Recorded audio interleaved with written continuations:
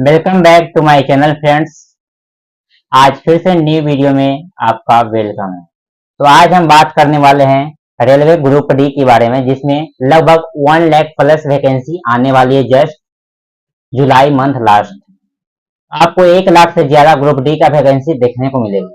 तो इसमें हम बात करेंगे कि उसका क्या क्वालिफिकेशन रहने वाला है, उसका एज लिमिट क्या रहने वाला है, उसका सिलेबस क्या रहने वाला है, और उसको एज रिलैक्सेशन जो मिलता है, क्योंकि बहुत दिनों लगभग 5 साल के आसपास से वैकेंसी नहीं आई है, तो उसका क्या रहने वाला है आज उसके बारे में हम लोग बात करेंगे।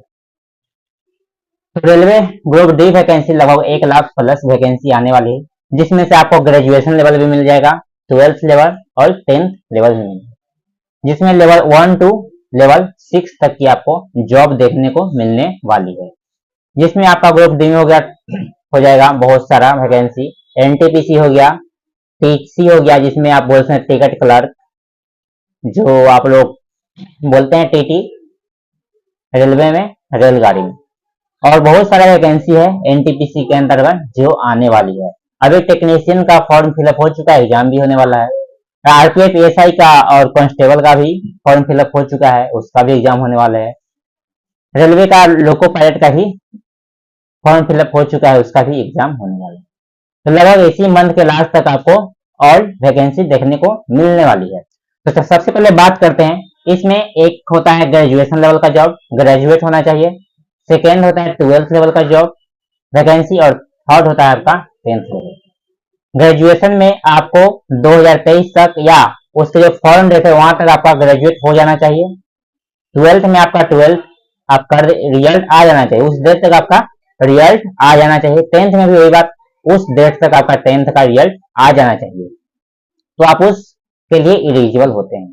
और एज लिमिट मिनिमम 18 होता है और 36, क्योंकि इसमें 3 इयर्स रिलैक्सेशन देखने को मिलेगा, क्योंकि ये 5 साल बाद वैकेंसी निकल कर आ रही है, तो इसमें 3 साल सभी के लिए क्या होगा, एक्स्ट्रा दिया जाएगा।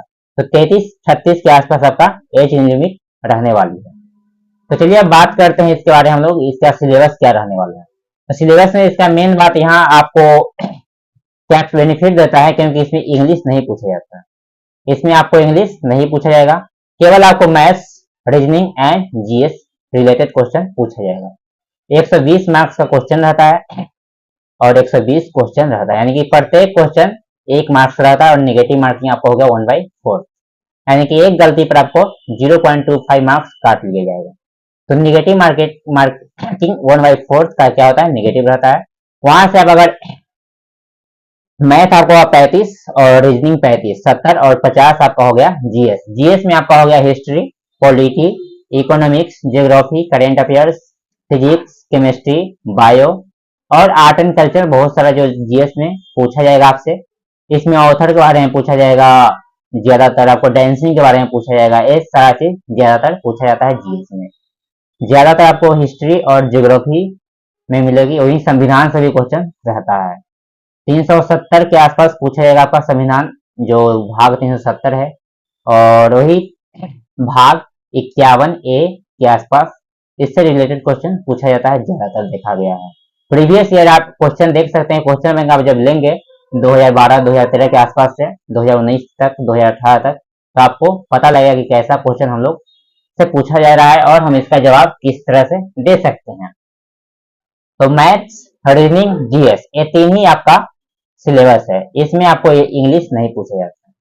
वही 10th लेवल में क्या होता है कि 10th प्लस आईटीआई मांगा जाता है, तो आईटीआई से रिलेटेड आपका क्वेश्चन रहेगा। 12th में आपका 12th होना चाहिए, कुछ पोस्ट ऐसा है जिसमें आपका 12th साइंस से होना चाहिए, या तो 10th प्लस आईटीआई हो या 12th में आपका साइंस होना चाहिए, साइंस स्ट्रीम, तो आप फॉर्म फिलअप कर सकते हैं। वही ग्रेजुएशन में आपका कोई भी एन डिसिप्लिन, यानी कोई आर्ट्स हो, कॉमर्स हो या साइंस हो, कोई भी सब्जेक्ट है, आप फॉर्म को फिलअप कर सकते हैं। अगर 10th लेवल की बात किया है तो आपका सैलरी 18,000 बेसिक पे से स्टार्ट होगा और लगभग 60 to 70,000 तक जाएगा। वही 12th लेवल की बात किया जाए तो लगभग 20,000 से स्टार्ट होगा और 70-80 के आसपास जाएगा। जब आप रिटायर होंगे तो 80 के आसपास पहुंचेगा। वही ग्रेजुएट लेवल की बात किया तो लेवल 6 का जॉब है, यानी कि आपको लगभग 35,000 से स्टार्ट होगा और 1,10,000 1 लाख के आसपास जा सकता है, जब तक आप रिटायरमेंट हो। लेकिन यहाँ कोई रिटायरमेंट नहीं होता, क्योंकि सबका क्या होता है, पोस्ट प्रमोशन हो जाता है, तो 10th एंड 12th लेवल बारे में चले जाते हैं, 12th से ग्रेजुएशन लेवल बारे में हम लोग प्रमोट हो जाते हैं। तो इसका कोई वैल्यूअर नहीं रह जाता है कि हम लोग 18,000 से स्टार्ट हुआ है 64,000 60,000 तक जा पाएंगे, इसलिए हमको प्रमोट होते रहते हैं। तो ज्यादातर ग्रेजुएट तक जा पाते हैं हम लोग। तो ये आपका रेलवे ग्रुप डी, और इसका नोटिफिकेशन लगभग इसी मंथ जारी कर दिया जाएगा, लगभग लास्ट जुलाई तक। तो आप लोग स्टडी जारी रखें, और इसका तैयारी जो रेलवे के स्टूडेंट है ज्यादातर वो इनका तैयारी रखें, क्योंकि आपसे मैथ, रीजनिंग और जीएससी पूछा जाएगा, इसके अलावा और कुछ नहीं पूछा जाएगा। अगर आईटीआई है तो उससे रिलेटेड क्वेश्चन पूछा जाएगा कुछ पोस्ट के लिए। वहीं 12th साइंस से है तो साइंस 12th का साइंस पूछा जाएगा। नहीं तो लगभग 10th के सिलेबस ही रहता है ओल्ड, सिर्फ उसका लेवल क्या होता है, क्वेश्चन आपको वही रहेगा, सभी तरह हो जाता है, सिर्फ आपका लेवल थोड़ा क्वेश्चन थोड़ा लो होता है तो ही क्वेश्चन हाई पूछा जाता है। तो आप आसानी से इस एग्जाम को दे सकते हैं। तो आप अपना तैयारी जारी रखें, आपका एग्जाम लगभग दिसंबर के आसपास देखने को मिलने वाली है, नवंबर या दिसंबर के आसपास देखने को मिलेगी। तो ये थी रेलवे ग्रुप डी लगभग 1 लाख प्लस वैकेंसी आने वाले की। थैंक्स फॉर वॉचिंग, यहाँ तक देखने के लिए धन्यवाद। अच्छी लगी हो तो प्लीज इस वीडियो को लाइक एंड चैनल को सब्सक्राइब कर दीजिएगा, जिससे आपको हमारे सारे job related and educational video आप तक प्रोवाइड हो सके। थैंक्स।